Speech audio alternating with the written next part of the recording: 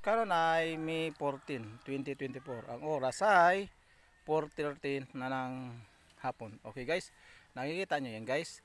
Kahapon kasi may nakita ko mga bata umaakyat dito. Kasi medyo mababa daw yan eh. Pero pataas ng pataas yan guys. Oh. Mataas yan oh. Mataas yan guys. Ngayon susubukan ko guys na umakyat. Tingnan nyo guys ha. Subukan ko na umakyat ako.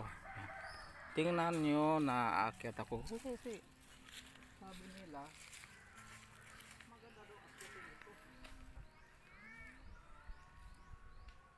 Ito.